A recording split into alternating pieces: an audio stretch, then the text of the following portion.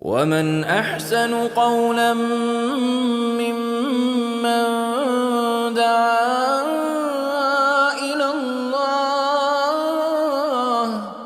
وعمل صالحا وقال إنني من المسلمين. Islam is the solution to the problems humanity faces. And this is just a small example. But I've done a lot of talking, and I'd like to give everybody an opportunity to ask questions. So now you can put me at the hot spot. I asked you questions earlier, but look, I took it easy, right? Don't take it easy. Give me your hardest, right? So I'm going to open it up to questions now. If there's non-Muslims with a question, we'll give it preference, but otherwise everybody else can ask as well. Any questions? Nothing? You guys know everything about Islam already? Great. Utah's more knowledgeable than I thought. Amar, Max, anybody? All right, go ahead. So, Assalamu alaikum, Shaykh. Wa alaikum assalam. So we have, alhamdulillah, a great system that's been proven for thousands of years. Yes. Why are we not influencing our current system? Alhamdulillah, there's a lot of Muslims in the United States. What is preventing us from implementing this? That is a great question.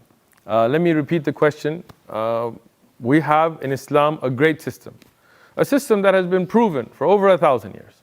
A system that, even according to non-Muslims, as you saw, would solve the problems that society faces. Why are we not implementing them in our society? Right? The first problem we have is Muslims today are too quick to sell out on the religion. Too many imams are like, say Bismillah, I need it. And too many imams are like, it was okay. It's haram, but we live in America. Well, if you keep making excuses like that, then you're not going to fix the system, right? That's the first problem.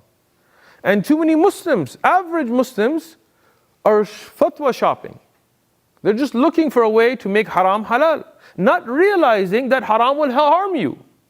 Allah didn't make something haram because harms Allah. No, na'udhu billah. Allah, He is all powerful. Allah made things haram because they harm us. You know, when you have fornication, like sex without marriage, what happens? STDs happen. Children not knowing their parents happens. Societal harm that we see. Look, people blame things without understanding the root causes. How many of you have heard about gun violence and the huge problem it is in the United States? Oh, come on, man. Everybody, right? You heard of a country called Switzerland? You know, there are more guns in more households in Switzerland than the United States. That is true. I'll explain why. Even though we have more guns per capita, meaning if you average it out, but not every household in America has a gun. In Switzerland, by law, every household has a gun. So if you take households, then more households in Switzerland have guns than in the United States. Right? How many times have you heard of a school shooting in Switzerland? When is the last time a Swiss guy walked into a theater and shot it up? Right? So it's not the guns, right? We have an issue in our society. We have taken the gender roles and mixed them up. We have destroyed the structure of a family. We had a mother who was nurturing and caring and gave that tarbiyah, as we say, that upbringing to children. We said, no. We want to free you. I don't know what that means, right? We want you to leave those kids in daycare, in front of TVs, so total strangers can let them watch Tom and Jerry all day. That's a violent cartoon. And I was raised on those kind of cartoons. And until I became a parent, I never thought about it. When I watched Tom and Jerry as a parent, I was like, whoa, yeah, Allah. Man, that is violent, right? And that's what we want to do as a society. To take that wife and tell her, no, don't raise your children. What's the point in that? Well, this is the most critical aspect of a society. You know who has the most right upon you in Islam? It's your mother. Look at the honor Allah gave, right? We took men, and instead of them being leaders and role models, we made them feminine. I told them, no, you don't man's talk or mansplain or whatever, this weirdness that try to explain. No, man explain. Just explaining, it's not a man or woman explaining, right? When we mess up these things in society, then we have these problems. So we as Muslims need to stand up. We need to say no more selling out, no more making excuses. This is Islam. Quran, Sunnah, the way of the Salaf al-Ummah, this is our Islam, we're going to stick to it. Every modernist, compassionate imam can keep that stuff to themselves. We want to see evidence. Yeah? Second problem. Those powers that be in the world that want to exploit the poor, that want to stay rich, those bankers that make money whether the market is up or down, those stockbrokers that make money whether you lost your life savings or not, they don't want to fix it. They make the bubble, make all their money, they pop the bubble, still make money, and get hired by the government to go fix the bubble. Come on, right? I mean, if you're a part of that 1% or whatever, yeah, you're living it up. But at what cost? Questions? Faddal. How can we make our youth proud of Islam? Especially girls when they leave hijab or they just like wear hijab is like half. They think hijab is just like this on. How can we make our youth proud of Islam? First and foremost, we have to practice Islam. If a dad's out there lighting up a cigarette, he can't really tell his son, don't smoke, right? If the mom's not wearing hijab, she can't tell her daughter not to wear hijab. Set a good example, right? Secondly, educate our youth. Why do you wear hijab? What are the benefits of hijab? What does Allah say about the hijab? That this is an honor for women. And when we tell our young men, why do you dress this way, or why do you keep a beard, or why do you do this? Explain why. When we pray, tell our children, what is the purpose of life? What are you here for? What's your goals? I mean, if your goal is to make money, become famous, be a TikToker, or whatever else, then what? If you make it, then what? Are you going to live forever? No, you're not. You're going to die. What happens after death? What's that TikTok going to do for you? What's that money going to do for you? What's that property going to do for you? Huh? You think any angel in the grave is going to ask you your bank balance or your kill count? No. In the end, it's going to be your amal, your actions, your belief. What did you do to please Allah? And when you know that, and you stand on that, the honor will come. Questions? Sisters, no questions? Anybody else? Somebody over here? All right, we got two, so let's go ahead, or whoever was first. Go ahead. So sometimes when we present Tawheed to non-Muslims, we tell them that we don't ascribe partners with Allah and that we submit our will to Allah.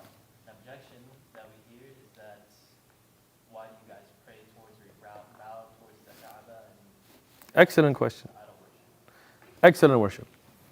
Excellent question. So, when we say we believe and worship none but Allah. Can you repeat the question? I am. I will. No problem. So, when we say that we worship none but Allah, the concept of Tawheed, that Allah is one, right? An objection sometimes is raised. Why do you pray facing the Kaaba? Is this not worshiping an idol? Great question. We as Muslims do not worship the Kaaba. We do not worship the Prophet Muhammad, peace and blessings be upon him. We as Muslims, even in the time of the Prophet Muhammad, peace and blessings be upon him, our original Qibla was Jerusalem, was Quds. We used to pray facing Quds until Allah ordered that you pray facing Mecca. right? And the Kaaba is the center of it. But these are directions of prayer. We don't pray to it. For example, here in America, we pray northeast. Does that mean that we worship the direction, northeast? No. Somebody who's west of the Kaaba may pray facing west. Does that mean they worship the west? No. Right? These are directions. And this is to show unity. Imagine if you were in a mosque and people were praying all different ways and bowing and bumping heads. Chaos. No, this is to unite our direction of prayer. We do not worship Hajar Aswad, we do the black stone, we don't worship the Kaaba, we do not worship Muhammad, peace and blessings be upon him. We worship none but Allah. We have in our prayer, bowing, prostration, these actions, facing the direction of the Kaaba. Even today, when we're sitting here, we don't have little idols of the Kaaba. No. Honey, we look towards which way is the Qibla, and even if you're a little bit off, as long as the general direction, your prayer is fine. But it unites the Muslim Ummah. No matter where you go, any mosque, where is the mosque going to be praying towards? Mecca. Right? In one direction. So this is not something we worship, but rather a direction we face. Go ahead. First of all, thank you for your time. Barakallahu feek. Hayyakumullah. So I feel like today what we focused on is obviously the goodness that the Ummah has brought to the earth. Alhamdulillah. And also the problems that we still face here, despite Islam and despite the fact that we have the solutions. So what is something that us as Muslims could do, and then something also for the non-Muslims to do, leaving here today, that we could do to at least try and help? Excellent question, and I'll repeat it. So, in summary, we focused about some of what Islam is first, and then what Islam brought to the heritage of humanity, and the problems we face and how Islam is the solution. But the question, an excellent question, is what can Muslims and non-Muslims that are here today do before leaving to solve it? Non-Muslims, you can become Muslim. This is the beginning, right? And for the Muslims, we can make a commitment that from today onwards, we are going to be a part of the solution to the society's problems. We are not going to shy away from discussing the problems we face as a society with drugs. We're not going to sweep it under the carpet. We're not going to just ignore the breakdown in the family structure. We're not going to be afraid to say that we don't agree with the LGBTQ XYZ lifestyle. We're not going to be afraid to say that we as Muslims believe in the Sharia. Oh yeah. Sorry guys. This is the way I am, so. Right? We're going to be real about it. We as Muslims are going to say, we are Muslim. We believe in the Quran. We believe in the Sunnah. We believe in the way of the Salaf al-Ummah. We believe in the Sharia. We believe that those laws revealed by Allah to His Prophet ﷺ for this humanity, not just for Muslims, but for all of humanity to live under, these are the best. This is what solves the problems we face. We need to be representatives of that. And when we as Muslims take on that task with da'wah, calling people towards it, with implementing it into our own lives, right? By being ambassadors of Islam, then this is the part of the solution. Questions? Go ahead. So how can we make da'wah to our non-Muslim friends? Because sometimes you have a Christian or a Jewish friend, and then you give them a book about Islam or a translated version of the Quran, but they're already like religious, like Right. Whatever religion they have. So they don't want to read it. They're like, I already have my religion, I believe in it. Okay, I'm going to take the gift from him, but I'm not really going to read it. So how can we convince them to actually learn more about religion? Great question. How can we give da'wah to non-Muslim acquaintances, classmates, neighbors? Because sometimes they're already practicing a different tradition, and they may accept it as a friend, but they're not really interested. Great question. First and foremost, by setting a good example. We as Muslims should set good examples. And we're all going to have shortcomings. I'm not saying you got to be perfect, right? But we should set, to the best of our ability, a good example in our own dealings. Secondly, da'wah is not just giving a pamphlet. That's a part of it. Giving a book, it's a beginning. But da'wah is engaging in conversation, right? If you are, and I'm saying generally, not able to convey the message well, alhamdulillah, we record our da'wah. We have those videos online. You can watch them, and you can take notes, and you can learn. Or you can share those with non-Muslim friends, acquaintances, neighbors, classmates, whatever, and follow up with that. If somebody says, for example, if you tell somebody, what do you believe? And they say, I believe that this cow is God, right? I've heard people worship cows. I've seen it, right? You as a Muslim should engage with that. What do you mean?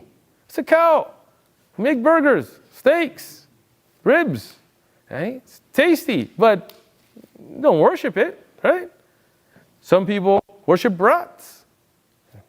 Kind of nasty to me, but right? You should ask, did the rat create the universe? And then they might say, no, we don't worship the rat. We're worshiping through the rat. It's kind of weird too, right? But then you tell them, well, who are you worshiping? God. Why don't you worship God alone? Why you got to go to the rat? Pray to the one creator. That's what we do as Muslims, right? Some people may say, I think Jesus is God, right? We hear that a lot in America. And you should ask them, who was Jesus worshiping? In the Christian Bible, we see Jesus put his forehead to the ground, worshiping God. So if he is God, who's he worshiping? If he wasn't God on earth, then he was no longer God. Is being a God something you can turn on and off? Is it like self-identify, right? Engage. Have that conversation, right? If Jesus was God, why would he ask God to take this cup away from me? Right? I mean, if he's God, he could be like, yeah, you know what, I'm not doing this. I'm off. I'm done, right? God knows everything. In the Bible, we find verses where Jesus didn't know whether there was fruit on the tree, about the hour, right? So engage in that and explain Islam. Talk about it. Not just give a book, but talk about it. And then in the end, guidance is from Allah. Ma alayna, it's not upon us, illa balaghul mubin, except to convey the message clearly. So, questions? Go ahead.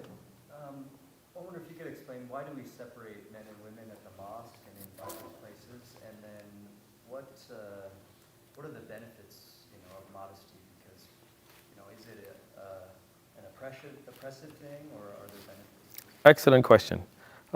Why do we separate between men and women, as we have here as well, and at the mosque and at Islamic events? And about modesty, is modesty oppression, right? I'm pretty modest, and I don't think I'm oppressed, right? You didn't see me coming here in Speedos, right? As Muslims, we believe in modesty. You can't unsee that vision, right? You're welcome. Now, right? As Muslims, first and foremost, we have to be real, right? Meaning we have to be honest. In America or in the Western society, we have a lot of hypocrisy, right? We say one thing, we don't really mean it, right? And again, for this answer, I'm going to be a little blunt, so if I offend anybody, so what? So, when you look at society, there are genders, and there is attraction between the sexes, and that's a part of human nature, right? That's the way Allah designed us. To deny that is to be dishonest, right? So when you have somebody, and when I was doing my master's, there was a lot of studies done on this, marketing studies. When you have an attractive female in a commercial, they know it will attract the attention of certain segments of men. They use it in marketing. That's why when they sell chewing gum, they have women in bikini. What does that have to do with chewing gum? Nothing. But they're misusing that woman's body as a means of trying to sell you something, right? Many times they use the man in certain ways as well. If you read case studies that were done about cigarette companies, and how they would show these macho, well-built men and lighting up cigarettes on horses and cowboy hats, and the whole idea was to sell that image, right? Allah knows us, and Allah knows us better than we know ourselves. So that Creator, He ordained that when you pray separately. So now you can focus on your prayer. You're not sitting there going, Allahu Akbar. Let me just, you're not trying to flex. You're not trying to show off, because whether you say it or not, it's a part of human nature, right? I used to go to church when I was younger. I didn't know at the time.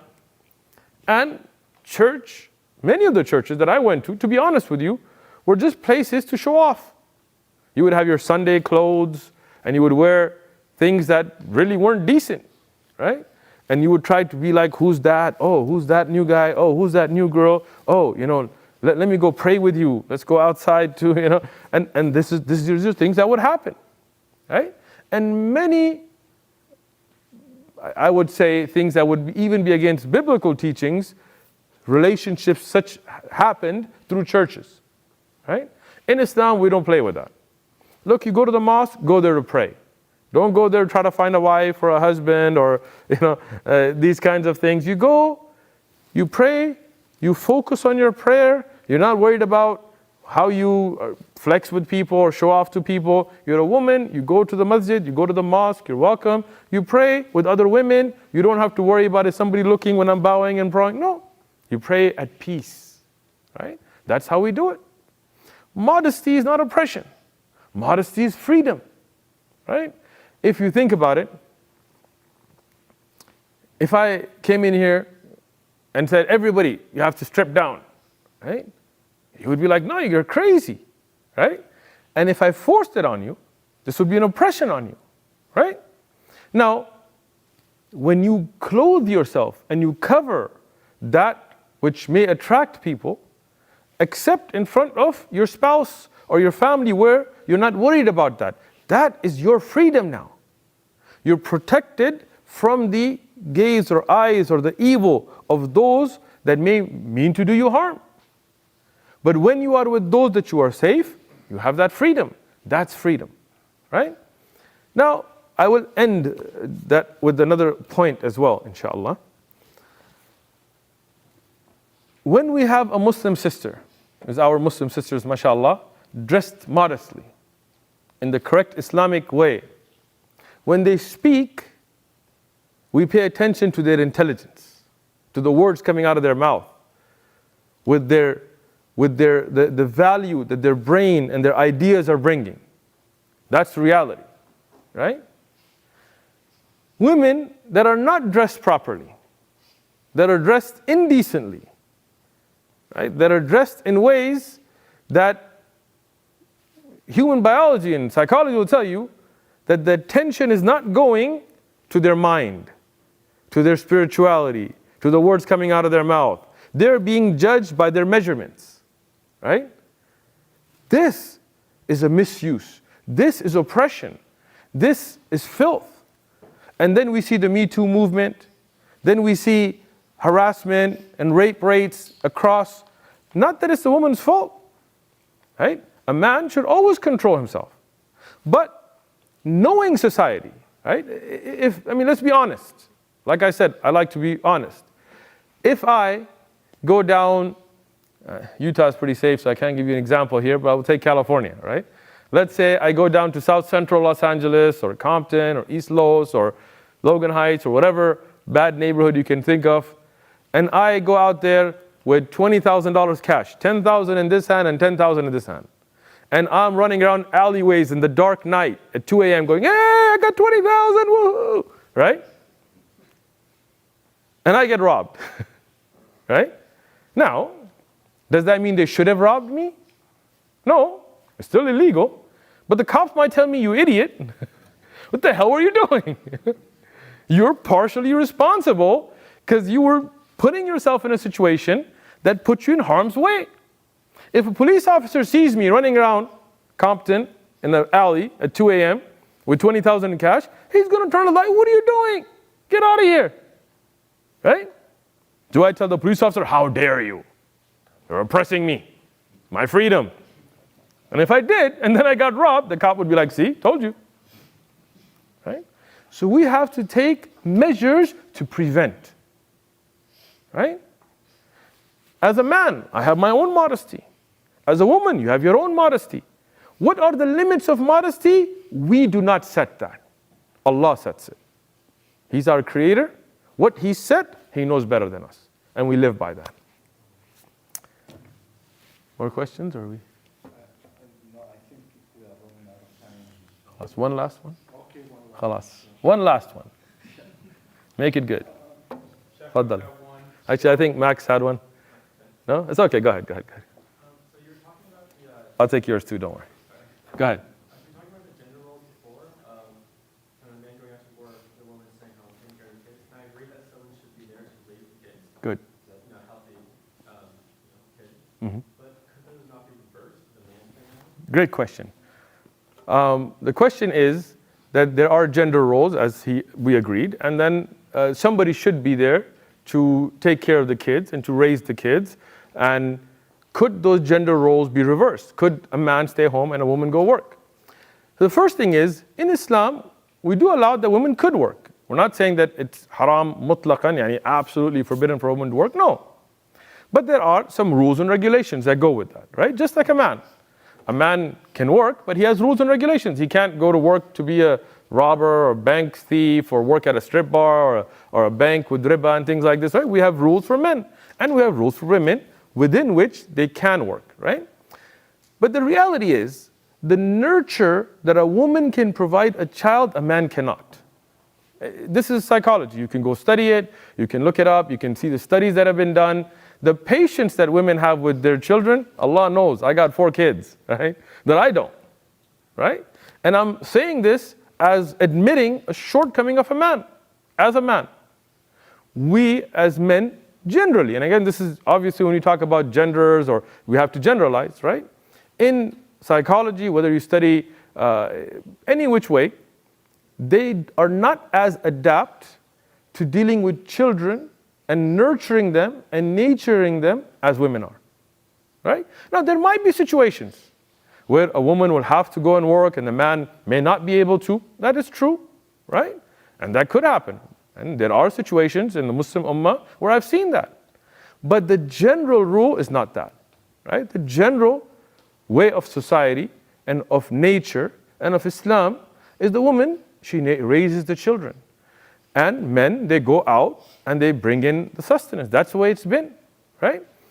We can deny that all we want, right? But even if you go to how the structure of a man is made, right?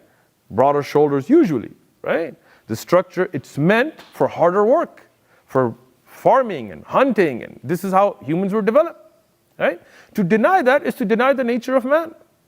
And the woman's body, obviously, if you, Max, stay home as a stay-home dad, are you going to breastfeed the child? Right? Good point, right? So, you're going to have to find unnatural ways now and, get some Similac from Abbott and try, right? Because you're going against the natural roles, right? Go ahead, I told you I'll take yours. So sorry, Sheikh. Faddal. It's just asking more of a suggestion. So we all know we're dealing with this gender identity, LGBT, et cetera. Our kids are facing that in schools. What is your suggestion how Muslim kids should act with these kind of people? Great question. How should we act with people that are promoting gender roles to be not what your biological gender is, or saying that LGBTQ, XYZ, infinity sign are all a part of the nature of man? We need to educate our kids. We need to talk to them and teach them that no. Look, human biology. I'll give you an example, right? What's your name, Akhi? Nasser. Nasser. The reality of life is someday we all die, right? So let's say, Nasser, me and you are dead. May Allah give you a long religious life, but someday we're going to be dead. And we are in a grave. And 1,000 years from now, some archaeologist digs us up. And he finds me and you. And he finds our structure, right? bone structure, everything, right? What do you think they're going to say about me and you's gender? How dare they assume my gender? That archaeologists, how dare he assign that? Why? Because you are a male. There's parts of your body, structure of your body, the makeup, from your bone structure, we can tell you're a male. That's what you are. You can call yourself anything you want. I could tell you I'm a pink unicorn. I could. How dare you guys laugh at me? Right? From now on, I want you to address me as a pink unicorn. You could, but you're not. Right? That's the reality. Okay? If humanity as a whole went homosexual, as a whole, what would happen to our species? It would end. What is the core biological purpose of any species? Is to reproduce, to keep the species going. Right? What does that tell you? I'm not even bringing religion into this. Nature tells you that it's supposed to be a man and woman. And that's how humanity flourishes. Right? That's reality. We need to talk to our kids straight. We can't be ashamed. We have rights. Allah gave us those rights. Right? We're going to speak the truth. You want to counsel me? Go ahead. Don't care. I'm still going to speak the truth. Why? Because it's the truth. If you want a discussion, we can sit down and discuss. No problem. Yeah? But the reality is, if you take any religious tradition, Judaism, Christianity, Islam, or you take nature and the way humans are structured to begin with, that the marriage is man and woman. That is it. That's it. Khalas. Max, you good? No more? All right. So we appreciate everybody. You got anything? Good? Sisters? No questions? MashaAllah. I really appreciate everybody coming out. I especially want to thank Sheikh Abi Abdullah for inviting me, and the university and all the students. And I want to say that I hope that the discussion that we had today, the question answer and the presentation, will steer some thought that you will actually, as Muslims that are here, that you will actually contemplate on what you need to do as a Muslim in your da'wah and promoting the da'wah and being a part of the solution to the society that we live in.